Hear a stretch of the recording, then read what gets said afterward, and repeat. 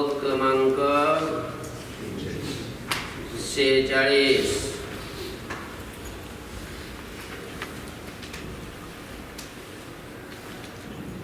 यावानर्थ उदपाने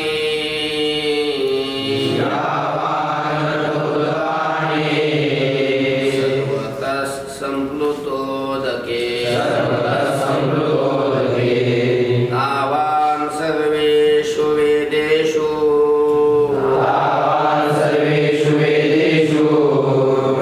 ब्रह्मणस्य विजानतः यावानर्थ उदपाने सर्वतः संप्लुतोदके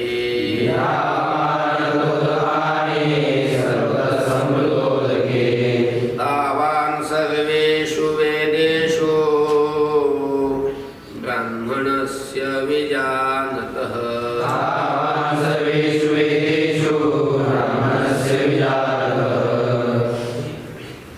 यावान् अर्थः उदपाने सर्वतः संप्लुतोदके तावान् सर्वेषु वेदेषु ब्राह्मणस्य विजानतः.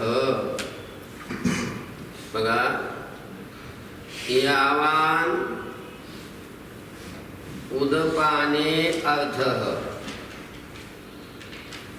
सर्वतः संप्लुतोदके तावान्.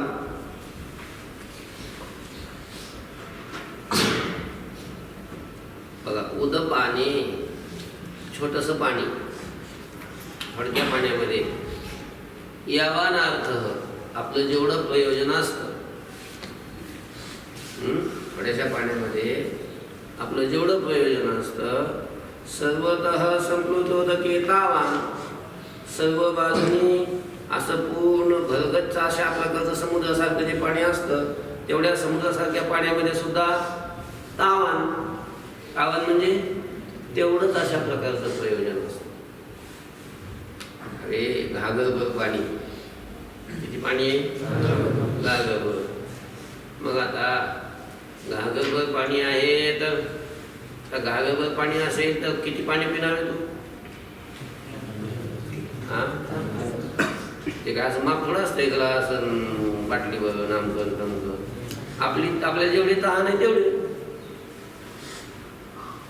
कोणाला 1 ग्लास लागेल, कोणाला 2 ग्लास लागतील, कोणाला 3 ग्लास लागतील. ज्याला जेवढं त्याचं प्रयोजन आहे तेवढं तो पी. समजतंय का? आणि समजा तो समुद्रासारख्या पाण्याजवळ गेलाय, तहान लागलेली.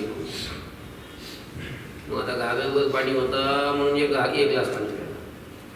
आता त्याच्यात चव बाजूने काय? पाणीच पाणी.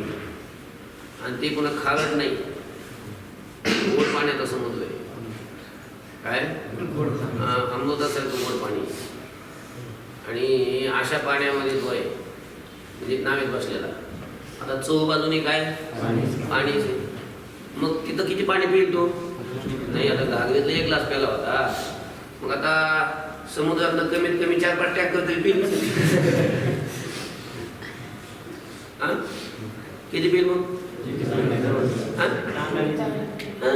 म्हणजे याचा अर्थ काय? थोडंसं पाणी असतं घागरीत किंवा कशात तरी टाकीत किंवा एखाद्या छोट्याशा अशा खड्ड्यात.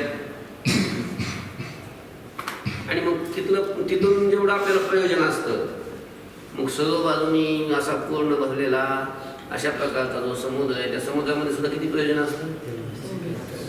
असं आहे का की थोडं पाणी होतं त्याच्यात थोडं घेतो. आता तिथलं मोठं पाणी त्याच्यात भरपूर घ्यायचं असं आहे की तिथलं काय? त्यातलं माणूस भरपूर पाणी पितो काय? नाही. मग आपल्याला जेवढं आवश्यक असतं तेवढं आपण पितो. काय आपल्याला जेवढं आवश्यक असतं तेवढंच पितो का नाही? मग तसं काय? तसं वेदामध्ये खूप काही जरी सांगितलेलं असतं, काय वेदामध्ये खूप काही वर्णन केलेलं असलं तरी सुद्धा जो ज्ञानी पुरुष असतो, ज्ञानी ब्राह्मण असतो, तो सगळं घेत नाही. आपल्याला जेवढं पाहिजे तेवढंच घेतो. म्हणून ज्ञानी पुरुषाचं वेदामध्ये तेवढंच प्रयोजन असतं. कळलं का? हा झाला सिद्धांत. दृष्टांत दिलाय पाण्याचा. कळलं का? बघा, उदपाने म्हणजे छोट्याशा पाण्यामध्ये यावान अर्थ, जेवढं अर्थ म्हणजे प्रयोजन, जेवढं आपलं प्रयोजन असतं, सर्वतः संप्लुतोदके, सर्व बाजूंनी असा पूर्ण भरलेला जो समुद्र आहे, त्या समुद्रामध्ये सुद्धा तावान तेवढंच काय असतं? प्रयोजन असतं. हा झाला दृष्टांत. त्याप्रमाणे तसंच विजानत ब्राह्मणस्य सर्व विजानत ब्राह्मणस्य, जाणणाऱ्या ब्राह्मणाचं, पुरुषाचं, ज्ञानी असणाऱ्या पुरुषाचं, विवेकी पुरुषाचं, सर्वेषु वेदेषु, सर्व वेदामध्ये काय? तावान अर्थ, तेवढंच काय असतं? प्रयोजन असतं. वेदामध्ये खूप काय सांगितले म्हणून सगळंच आपण स्वीकारायचं नसतं. सगळी साधनं सांगितली म्हणून सगळी साधनं आपण करायची नसतात. मग आपलं हित कशात नाही? काय आपलं हित कशाने होणार आहे ते शोधायचं असतं, तेवढंच घ्यायचं असतं. तेवढंच त्याचं काय असतं, त्याच्यामध्ये प्रयोजन अशा प्रकारचं असतं. कळलं का? म्हणून विजानत ब्राह्मणस्य सर्वेषु वेदेषु तावानर्थ, ज्ञानी असणाऱ्या किंवा जाणणाऱ्या ब्राह्मणाचं सर्व वेदामध्ये तेवढंच काय असतं? प्रयोजन असतं. तेवढंच प्रयोजन असतं म्हणजे त्याने सर्व वेदात खूप सांगितलं म्हणून सगळंच घ्यायचं नसतं, सगळी साधना करायची नसतात. त्याचं हित कशाने होणार आहे? तेवढं साधन निवडायचं असतं, त्यांनी ते करायचं असतं आणि आपलं हित करून घ्यायचं असतं. कळलं का? किंवा ज्ञानी पुरुष तेवढं साधन निवडतो आणि तेवढं साधन करून आपलं काय करून घेत असतो? हित करून घेत असतो. कर्मण्येवाधिकारस्ते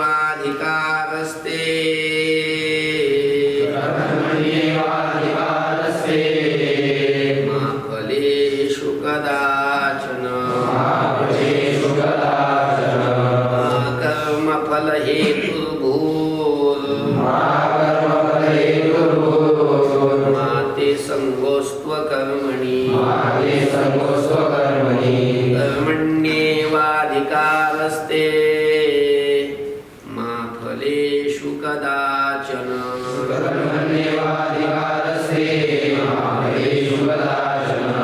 मा कर्मफलहेतुर्भूर्मा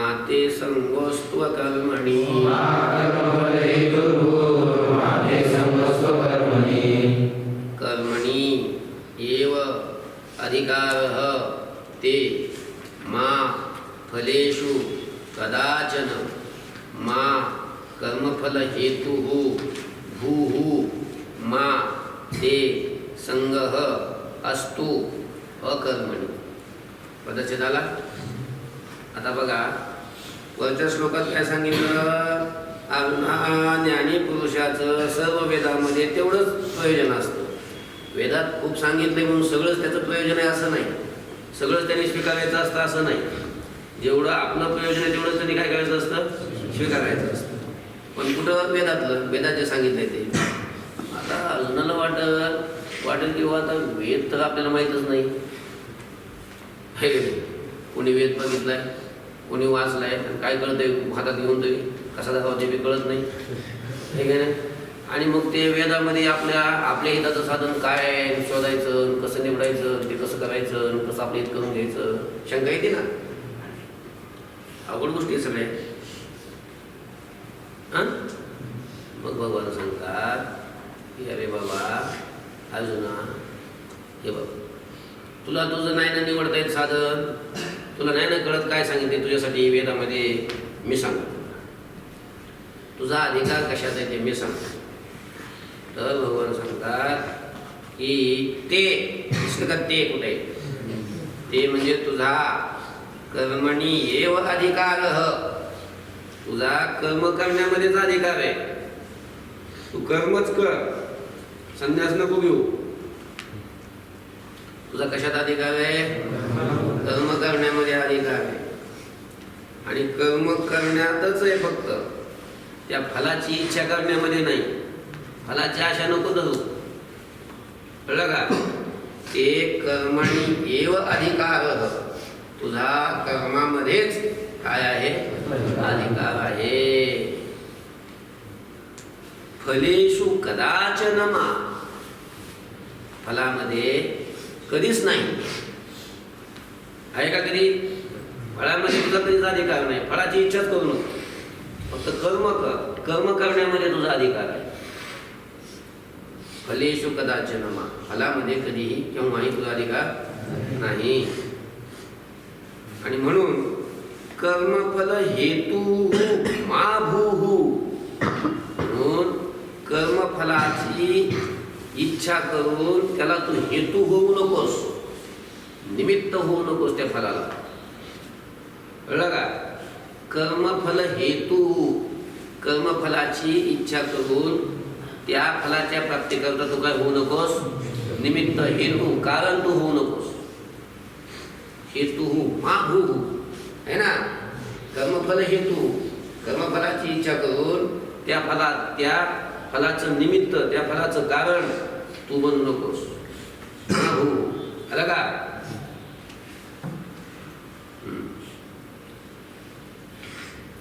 ते अकर्मणी संगह मा असतु, ते म्हणजे तुझी अकर्मणी, कर्म न करण्यामध्ये, संगह नाम आसक्ती, न असतो, असू नये किंवा होऊ नये. कळलं का? कर्म न करण्यामध्ये तुझी आसक्ती होऊ देऊ नकोस. तुझी कर्म न करण्यामध्ये आसक्ती होऊ नये. काय असतं, बरेच लोक असतात ना, त्यांना कळतं आपलं कर्म काय आहे, करायचंही कळतं, हे आपलं केलं पाहिजे, पण त्यांना ते करावं वाटत नाही. त्यांना ते कर्म न करण्यामध्ये त्यांची आसक्ती निर्माण होते. तर तुझी कर्म न करण्यामध्ये म्हणजे अकर्मामध्ये, न करणं म्हणजे अकर्म, न करणं म्हणजे काय? अकर्म. जसं अर्जुनाला झाले ना का, अर्जुनाचं कर्तव्य कर्म काय? युद्ध करणं. आणि तो काय म्हणतोय? मी नाही युद्ध करणार. मग आता कर्म करण्यामध्ये त्याची आसक्ती झाली का कर्म न करण्यामध्ये? कर्म न करण्यामध्ये त्याची आसक्ती झाली. मग अशी तुझी कर्म न करण्यामध्ये म्हणजे अकर्मामध्ये तुझी आसक्ती होऊ नये. कळलं का? अकर्मणी ते संगह मास, अकर्मामध्ये तुझी आसक्ती होऊ नये. आलं? अजून एक सांगायचं का? न कर. बघा, ते कर्मणी व अधिकार, तुझा कर्मामध्येच अधिकार आहे. फलेषु कदाचन मा, फलामध्ये केव्हाही तुझा अधिकार नाही. म्हणून कर्मफल हेतू मा भू, कर्मफलाची इच्छा करणारा होऊ नको, किंवा कर्मफलाची इच्छा करून त्या फलाला तू हेतू होऊ नको, कारण होऊ नको. ते अकर्मणी संगह मा असतु, तुझी अकर्मामध्ये आसक्ती होऊ नये किंवा असू नये. आलं? असतो म्हणजे असो, मा असतो, मा म्हणजे नको, असू नये. आलं? योगस्थ कुरु कर्माणि, संगं त्यक्त्वा धनञ्जय, सिद्ध्य सिद्ध्यो समो भूत्वा, समत्वं योग उच्यते. योगस्थ कुरु कर्माणि संगं त्यक्त्वा धनञ्जय,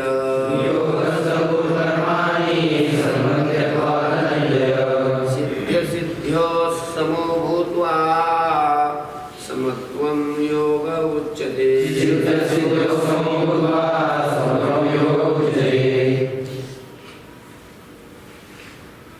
योगस्थः कुरु कर्माणि संगम त्यक्त्वा धनंजय सिद्ध्यसिद्ध्योः समः भूत्वा समत्वं योगः उच्यते. आलं का? कदाचित कळला का? आता भगवान म्हणतात की अर्जुना तू योगामध्ये स्थित हो. हा जो निष्काम कर्मयोग आहे त्यालाच बुद्धियोग म्हणतात. त्यालाच काय म्हणतात? बुद्धियोग म्हणतात. तर अशा प्रकारचा हा जो निष्काम कर्मयोग आहे, बुद्धियोग आहे, याच्यामध्ये तू स्थित हो. म्हणजे तो निष्काम कर्मयोग म्हणजे निष्काम कर्म कर. कळलं? याच्यामध्ये तू स्थित हो. कसं स्थित व्हायचं ते सांगतात. योगस्थ या योगामध्ये स्थित होऊन संगम त्यक्त्वा. संग म्हणजे आसक्ती. संग म्हणजे काय? आसक्ती. त्या आसक्तीचा त्याग करून त्यक्त्वा सिद्ध्योः समः भूत्वा.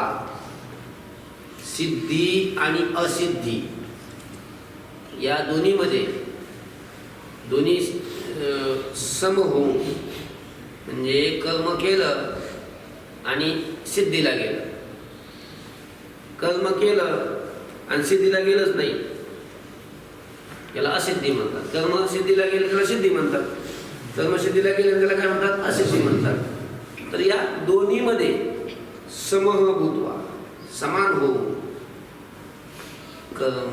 कर्माणि कुरु. कर्मे तू कर. कळलं का? धनंजय हे अर्जुना. बघा अजून एकदा पहिल्यापासून. धनंजय हे धनंजया हे अर्जुना योगस्थ योगामध्ये स्थित होऊन संगम त्यक्त्वा आसक्तीचा त्याग करून सिद्ध्यसिद्ध्योः समः भूत्वा सिद्धी आणि असिद्धी या दोन्हीमध्ये समान होऊन सारखं होऊन सम होऊन कर्माणि कुरु. तुला आलेली जी कर्तव्य कर्मे ती कर्मे तू कर. आसक्तीचा त्याग कर. बघा आसक्तीचा त्याग कर. सिद्धी आणि असिद्धी या दोन्ही विषयी समान हो आणि मग कर्म कर. म्हणजे तुला दुःख होणार. सिद्धीला गेलं तरी आनंद नाही होऊ द्यायचा, होणार नाही. आणि असिद्धीला गेलं तरी तुला काय होणार नाही? दुःख होणार. कारण समत्वम योग उच्यते. हे जे समत्व आहे ना, समत्व म्हणजे सिद्धीला गेलं आणि नाही गेलं तरी समान अशा प्रकारचं राहणं आहे ना. काहीच वाटून न देणं. म्हणजे कर्मसिद्धीला गेलं आनंद होऊ द्यायचा नाही. कर्म असिद्धीला गेलं तरी वाईट वाटू दे, खेद होऊ दे, करायचा नाही. दुःख होऊ द्यायचं नाही. आपलं एक कर्तव्य म्हणून ते कर्म करत राहायचं. हे जे समत्व आहे सिद्धी आणि असिद्धीमध्ये असलेलं समत्व, हे समत्व हाच योग. समत्वम योग उच्यते. या समत्वालाच काय म्हणतात? योग म्हणतात. योग यालाच योग म्हटल्या जातं. कळला श्लोक? सांगू पुढं. दूरेण ह्यवरं कर्म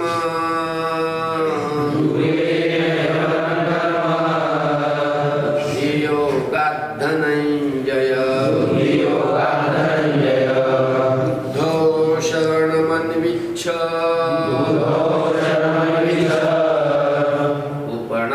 उपनाफलहेतवः.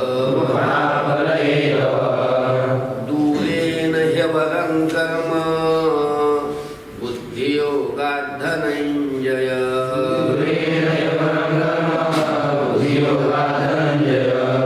बुद्धो शरणमन्विच्छ उपनाफलहेतवः.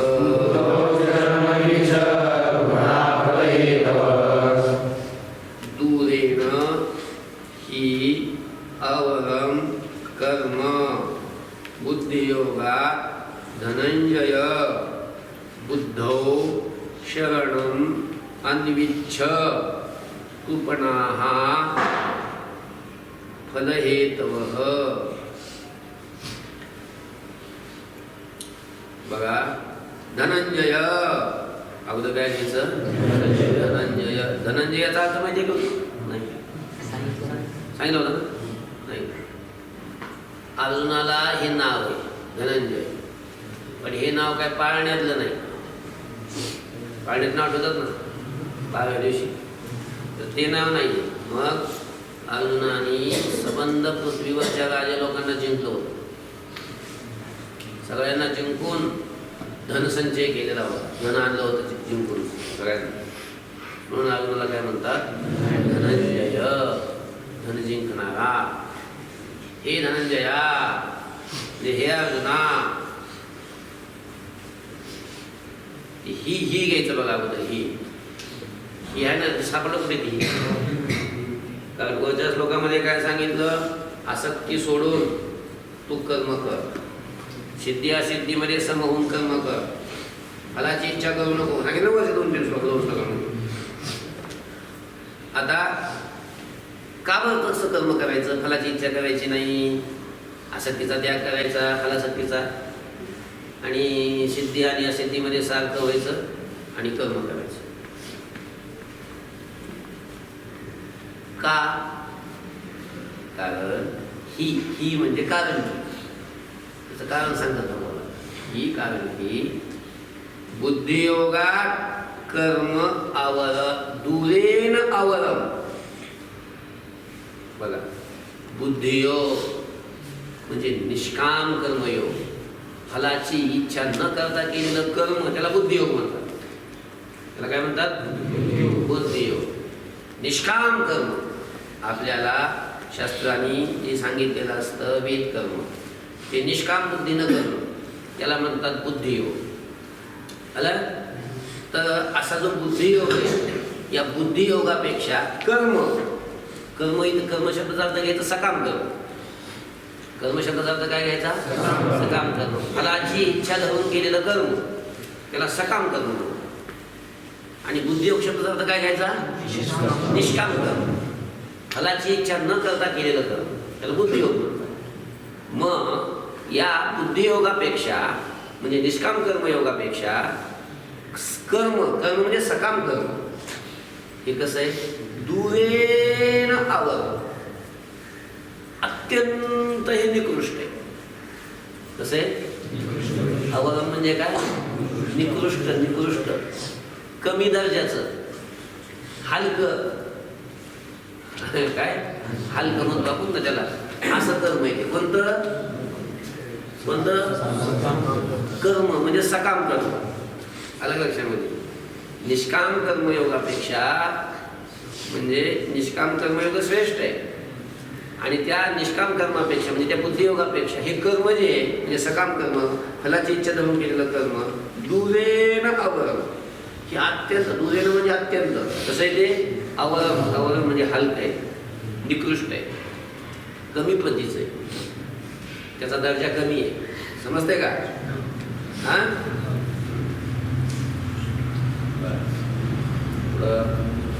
म्हणून बुद्धव शरणम अन्विच्छ म्हणजे तू बुद्धाला शरण जा, असा नाही त्याचा अर्थ. बुद्धाला शरण जा असं इथं बुद्धव म्हणजे बुद्धियोग, निष्काम कर्मयोग, त्याला इथं बुद्धी म्हटलंय. आणि सप्तमीचं रूप आहे त्याचं. काय अशा या बुद्धियोगामध्ये तू काय हो? शरण जाण्याची इच्छा कर. शरणम अन्विच्छ, शरण जाण्याची इच्छा कर. किंवा त्या बुद्धियोगामध्ये शरण जाण्याचा मार्ग शोध. अन्विच्छ म्हणजे शोधणे असं पण अर्थ आलं. समजते का? कारण फलहेतवः कृपणाः, फलहेतवः म्हणजे फलाची इच्छा करणारे लोक जे आहेत ना ते कसे? कृपणाः. कृपण आहेत, कृपण अधम आहेत. कृपण म्हणजे काय? अधम. फलाची इच्छा करणारे म्हणजे सकाम, ते अधम असतात, अधम. मग श्रेष्ठ कोणते असतात? निष्काम कर्म करणारे श्रेष्ठ असतात. कळलं का? सांगायचं अजून एकदा. धनंजय ही अगोदर घ्या. ही म्हणजे कारण की धनंजय बुद्धियोगात कर्म दुहेन अवरम. बुद्धियोगापेक्षा म्हणजे निष्काम कर्मयोगापेक्षा कर्म म्हणजे हे सकाम कर्म कसं आहे? दुहेन अवरम, अत्यंत निकृष्ट आहे. म्हणून बुद्धौ शरणम अन्विच्छ. म्हणून बुद्धियोगामध्ये शरण जाण्याची तू काय कर? इच्छा कर. बुद्धियोग निष्काम कर्मयोग. निष्काम कर्मयोग त्याला बुद्धियोग म्हणतात. या बुद्धियोगामध्ये तू शरण जाण्याची काय कर? इच्छा कर. शरण जाण्याची इच्छा कर म्हणजे ते बुद्धियोगाचा आश्रय करण्याची इच्छा कर. त्या बुद्धियोगाला शरण, त्या बुद्धियोगामध्ये शरण होण्याचा जो मार्ग तू काय कर? शोध.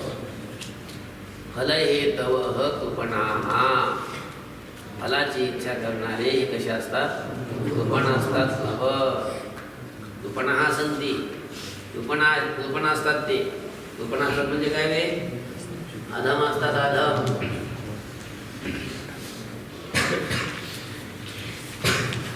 बुद्धियुक्त जहातीह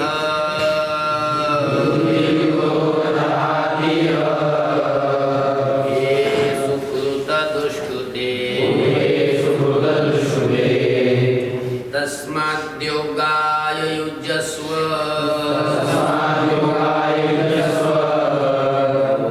कर्मसु कौशलम्.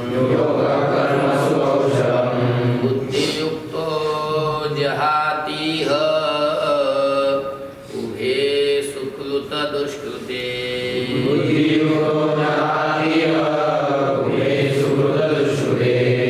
तस्माद्योगाय युज्यस्व योग कर्मसु कौशलम्.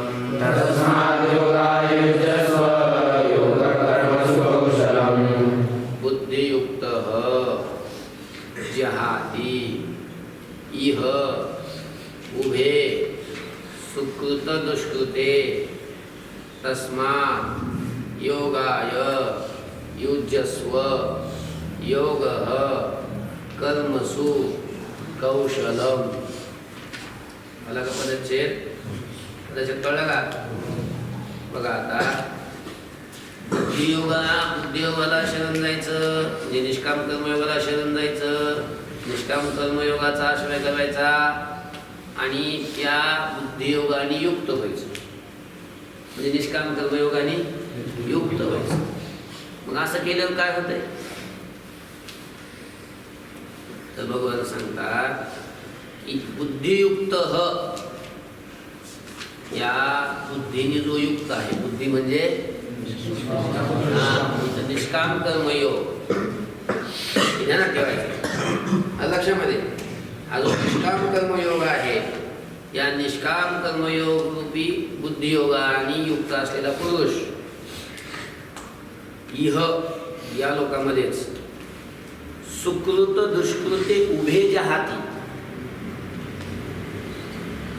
सुकृत आणि दुष्कृत. सुकृत म्हणजे पुण्य आणि दुष्कृत म्हणजे पाप. समजते का? उभे हे दोन्ही, सुकृत आणि दुष्कृत हे दोन्ही जहाती तो काय करतो? त्यागतो. म्हणजे बुद्धियोगाने युक्त झाला तो निष्काम कर्मयोगाने युक्त झाला तरी निष्काम कर्म केलं की त्या कर्मापासून त्याला पापही लागत नाही, त्याला पुण्यही लागत नाही. सुकृत आणि दुष्कृत या दोन्हीचा तो काय करतो? त्याग करतो. त्याग किती मस्त आहे. मग आहे का नाही? सुकृत झालं तरी जन्म घ्यावा लागतो आणि दुष्कृत झालं तरी काय घ्यावा लागतो? जन्म घ्यावा लागतो. फक्त दुष्कृत झालं की नरकात जन्म घ्यावा लागतो, आणि पुण्य झालं सुकृत झालं की स्वर्गात जन्म घ्यावा लागतो. जन्म तर घ्यावाच लागतो ना, आणि पुन्हा जन्म घेतलं की पुन्हा बघावं लागते. स्वर्गात ते फक्त म्हणायला अमर आहे, खरेच अमर आहेत का ते नाही, फक्त आपल्यापेक्षा जास्त दिवस जगतात एवढंच काही. म्हणून दुष्कृताचं फल म्हणजे पापाचं फल संसारातलंच आहे, आणि पुण्याचं फल सुद्धा कुठलं आहे? संसारातलंच आहे. मोक्ष आहे का? नाही. म्हणून बुद्धियोगाने युक्त झालेला पुरुष या लोकात असतानाच, इतर जिवंत असतानाच सुकृत आणि दुष्कृत या दोन्हीचा ते काय करतो? त्याग करतो. बुद्धियुक्त इह या लोकात इथंच सुकृत दुष्कृते उभे जे हाती, सुकृत आणि दुष्कृत या दोन्हीचा तो काय करतो? त्याग करतो. तस्मात आणि म्हणून, तस्मात म्हणजे म्हणून, योगाय युज्यस्व, म्हणून तू हा योग करण्यासाठी, योग म्हणजे तो योग नाही, अष्टांग योग नाही, कोणता योग? निष्काम कर्म हाच योग आहे. आणि मग हा योग करण्यासाठी युज्यस्व, तू तयार हो, सज्ज हो. का? कारण योग कर्मसु कौशलम, हा जो योग आहे ना, निष्काम कर्म योग, हे कर्मातलं कौशल्य, कर्मातलं एक फार मोठं कौशल्य आहे. म्हणजे कर्म करून कर्मबंधनातून मुक्त व्हायचं, कर्म करायचं आणि त्या कर्मात अडकायचं नाही, हे कौशल्य नाही काय? हा, कौशल्य आहे की नाही? अरे म्हणजे चिखलात लोळायचं आणि चिखलात लोळून सुद्धा अंग भरून द्यायचं नाही, म्हणजे किती कौशल्य नाही काही? तसं कर्म करायचं, कर्मात अडकायचं नाही, निष्काम कर्म करायचं. निष्काम कर्म केले कुठल्या कर्मात अडकत नाही, त्याला पापा लागत नाही, पुण्य लागत नाही, किती मोठं कौशल्य.